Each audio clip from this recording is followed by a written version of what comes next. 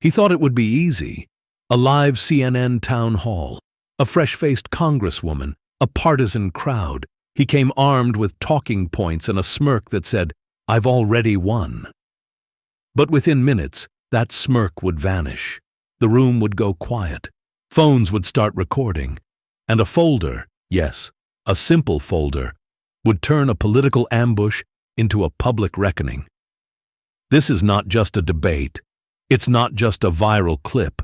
It's the moment Kash Patel learned on national television what happens when you underestimate Jasmine Crockett. She didn't yell. She didn't flinch. She didn't need to, because what she did next was unthinkable. This is the story of how one of the most confident men in conservative politics walked straight into a trap, built on facts, forged with receipts, and executed with precision.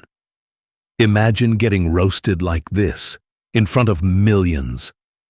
Let's go back to where it started, and watch the fall, frame by frame.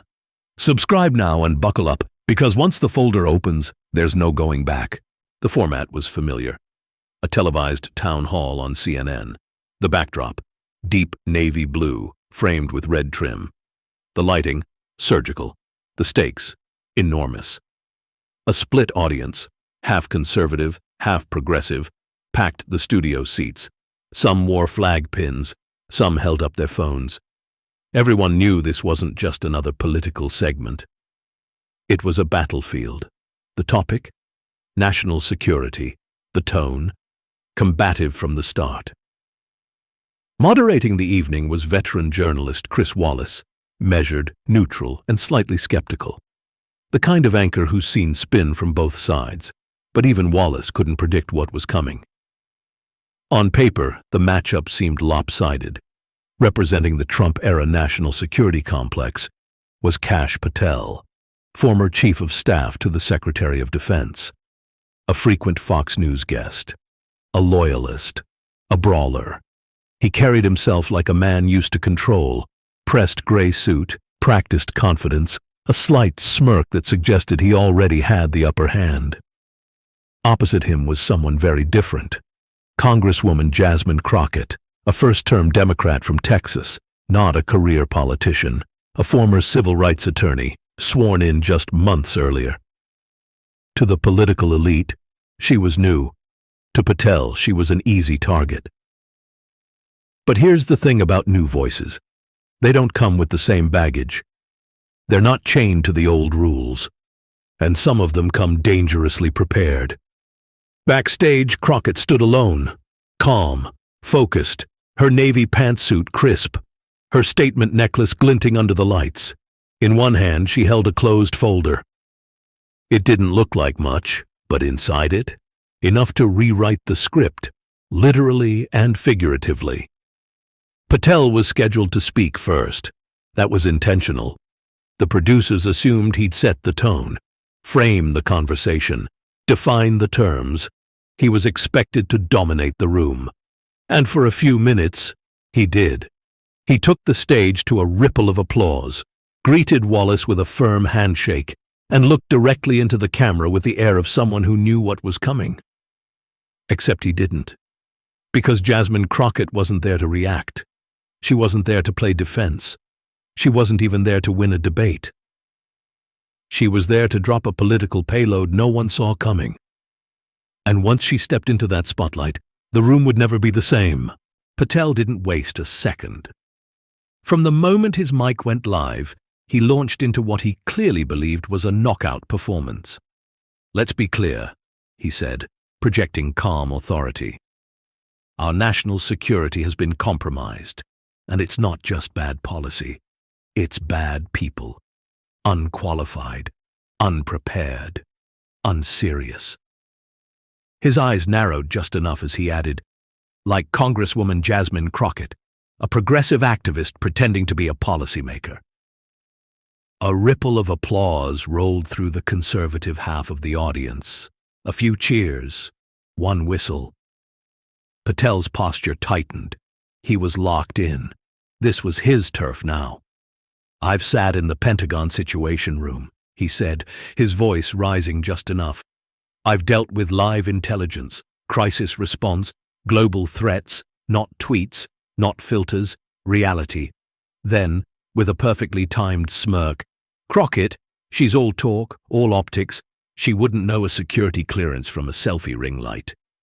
Gasps, laughter, more applause, and for a moment, it worked.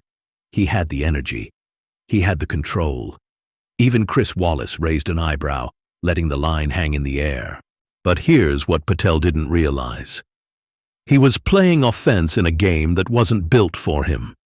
He was reading from a script designed to humiliate his opponent, without accounting for one thing. What if she'd already read it too? Because just a few feet away, Jasmine Crockett was listening, not flinching, not blinking, not scribbling notes in a panic. She was waiting, letting him build the narrative, letting him dig the trench.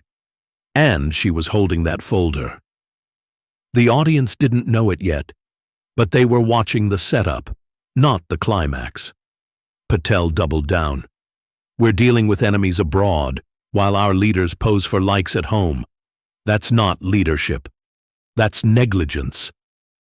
He pointed to the side of the stage, where Crockett would emerge. Let's be honest, some of these members of Congress have never even seen a classified document. They vote on national defense with zero real-world experience.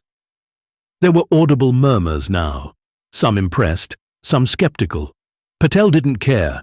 He was performing for the clip, for the base, for the headlines. And to his credit, it was working. In that moment, he looked in control. But control is dangerous when it turns to overconfidence. And overconfidence is lethal when your opponent is waiting with the receipts. Wallace let the monologue ride longer than usual, perhaps intrigued, perhaps letting Patel dig just a little deeper. And then, with impeccable timing, he said the words that would flip the script. Let's bring out Congresswoman Jasmine Crockett to respond. Applause erupted, mixed but energized. There was electricity in the air, a visible curiosity. Who is this freshman congresswoman? Can she really hold her own? Spoiler, she didn't just hold her own. She took the entire house down. Because Kash Patel didn't know it yet, but the next 10 minutes would become the most watched, most memed, and most replayed moments of his entire career. And all of it was about to begin. She walked onto the stage without a word, no grand gesture, no grin, just presence. Congresswoman Jasmine Crockett, 42 years old, first-term representative from Texas, civil rights attorney, political outsider. But in this moment, every step she took carried the weight of someone who knew exactly what she was about to do. Her navy pantsuit was immaculate, her posture upright, composed, and in her left hand, the now legendary folder. As she took her seat across from Patel, the energy shifted. He nodded politely, though still smirking. He thought the hard part was over. He'd thrown the punches. He'd framed the narrative. What he didn't realize was that Jasmine Crockett hadn't come to box. She'd come to prosecute. Chris Wallace welcomed her, calling her a rising Democratic voice and a member of the House Judiciary Committee. She nodded respectfully, microphone adjusted, and spoke for the first time. "Thank you for having me," she said. Voice even, no tremble, no nervousness. She was already in control. Then, without looking at Patel, "I've been listening to Mr. Patel's characterizations, and I'm looking forward to setting the record straight." Simple, director, devastating. The audience murmured. Patel tilted his head slightly, arms crossed, still confident, still convinced he had the high ground. But Crockett wasn't here to play the same game. She didn't launch into a personal rebuttal. She didn't escalate. Instead, she started by doing something unexpected. She thanked him. "First," she said, "I want to thank Mr. Patel for his service. It's always valuable to hear from former officials, especially those who had such unique experiences in the previous administration. There was a beat, a pause, and then light laughter. The word unique hung in the air like perfume, and everyone smelled the subtext. Even Patel's smile faltered. Then, like a surgeon prepping the first incision, she leaned forward just slightly. "I find it interesting that Mr. Patel questions my qualifications," she said, "given that my role on the House Judiciary Committee includes oversight of national security matters. That is, quite literally, my job." The room rippled. Patel interrupted. "Committee assignments don't equal expertise," he said, with forced calm. "I've handled top-secret intelligence. You've read briefings. That's not the same." More applause from his section. A few whoops, but Crockett didn't flinch. She just nodded. And then, her tone leveled. "You seem very concerned about who handles classified information properly," she said, now reaching slowly toward the folder beside her. "Which is interesting, considering your own history." The moment froze. Patel blinked. Chris Wallace leaned slightly forward, and the audience fell silent. It was the moment everything began to turn. Crockett wasn't here for a quote. She was here to present evidence. And Kash Patel, who'd spent the first 10 minutes steamrolling the conversation, was now sitting opposite a woman who had just stepped into the role of prosecutor, with the facts, the files, and the fire to back it all up. From this point forward, it wasn't a debate. It was a dismantling. Her fingers rested lightly on the folder. Not rushed, not theatrical, like someone who knew she was about to change the entire room and wanted everyone to feel it. "Mr. Patel," she said calmly, "are you familiar with the Inspector General's report dated June 2022 regarding unauthorized disclosures of classified material during the transition period?" A pause, a shift. Patel blinked. You could see the recalibration happening behind his eyes. "I'm familiar with many reports," he replied. "You'll need to be more specific." Crockett didn't look at him. She turned slightly to the production team and gave a subtle nod. The screen behind them lit up. White background, black text, government seal. It was real, official, and damning. Highlighted on the screen, page 47, paragraph 3. "It names you specifically," she said, "in connection with what the Inspector General called troubling breaches of established security protocols." The audience collectively inhaled. Even Chris Wallace looked caught off guard. Patel sat motionless, jaw locked. This wasn't hearsay. This wasn't social media. These were federal documents. And Jasmine Crockett had just gone from defending herself to exposing her opponent. Patel tried to speak. "That report is taken completely out of context," he began, but Crockett didn't let him finish. "That's why," she said, holding up a second sheet, "I brought the follow-up assessment from September 2023. It reaffirmed the findings and noted that the disputed portions did not involve your conduct." The second document flashed on screen. Another seal, more highlights, more damage. Gasps, shuffling. The room had transformed from a studio to a courtroom. Patel leaned forward, his voice raised. "This is a political hit job."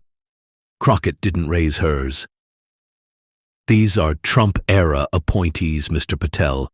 Are you saying your own administration's inspectors were out to get you?" The line hit like a gut punch. Laughter burst from the crowd. Wallace's eyebrows lifted. Even some of Patel's supporters shifted uncomfortably. And still, Crockett wasn't done. "Let's talk about retaliation," she said. "After these violations were reported, your office reassigned multiple staff members who flagged concerns." She flipped to another page. "This email chain, obtained through FOIA, shows you personally initiated those transfers.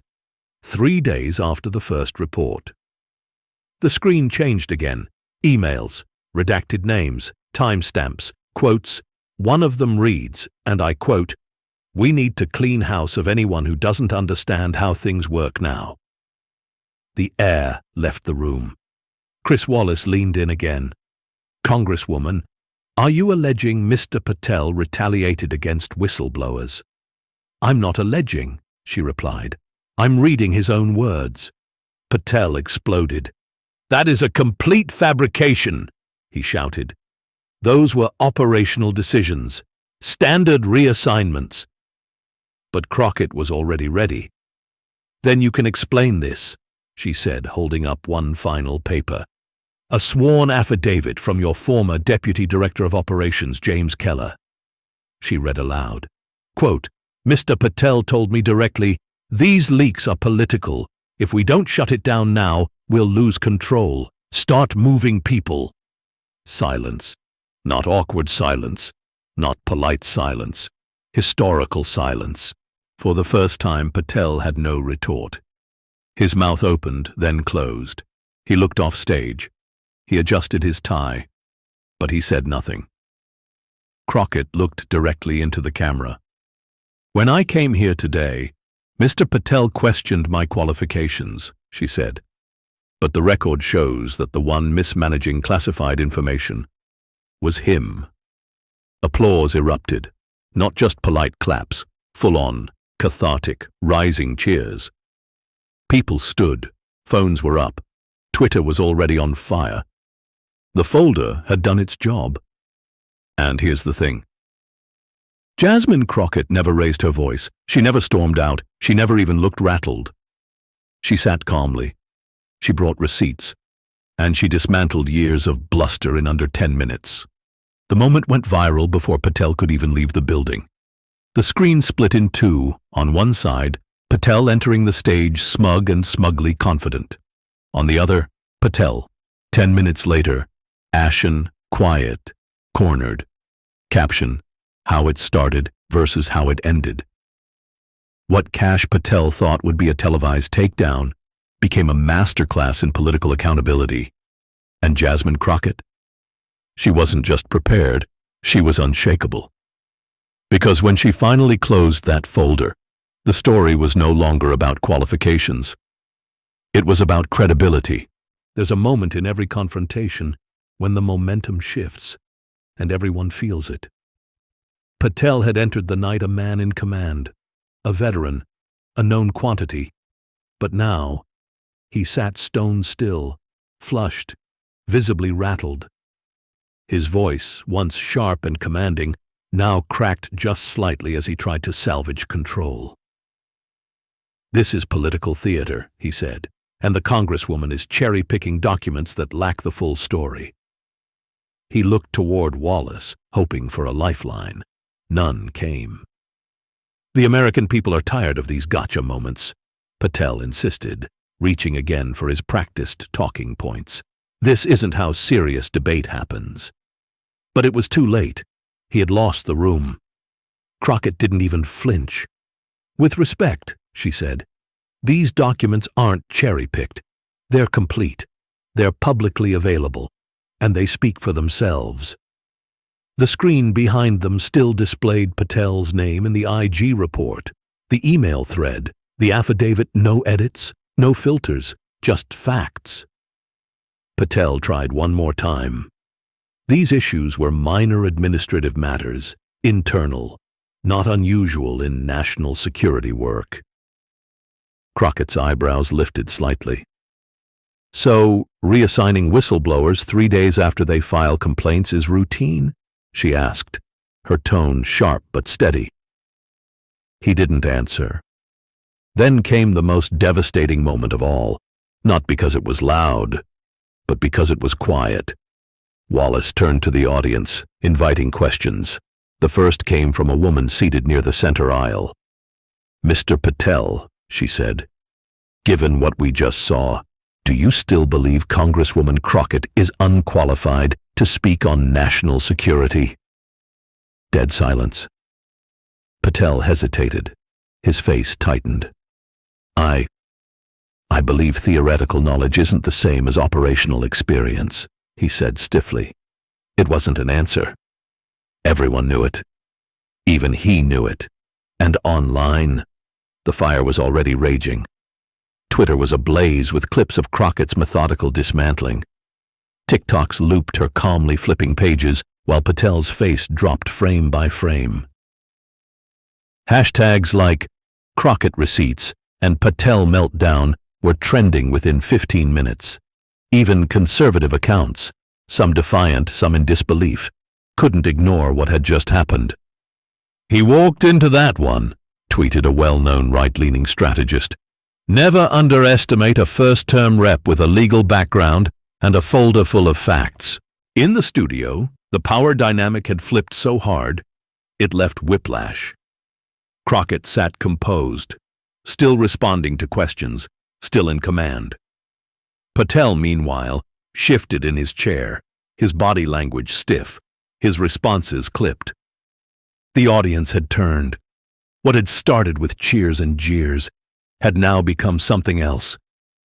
It was no longer about sides. It was about substance. And the final blow? It came not from Crockett, but from the moment itself. A live broadcast, millions watching, screenshots flying, people texting friends. "You have to see this woman destroy Patel on CNN." And Kash Patel, who had come in ready to lecture, left with the weight of his own record crushing every talking point he brought with him. When the commercial break hit, the studio wasn't quiet, it buzzed. Production assistants scrambled. Phones rang backstage. Viewers were flooding Twitter, YouTube, Reddit, every platform with one message. Did you see what just happened? The confrontation between Jasmine Crockett and Kash Patel was no longer just political theater. It had become a cultural moment. Kash Patel left his seat before the cameras cut. His face flushed, his movements stiff, his phone already in his hand. "Get me on the phone with Greg at Fox," he was heard muttering. "We need to get ahead of this narrative, immediately." But it was already too late. In political media, timing is everything, and Jasmine Crockett had just gone viral in real time.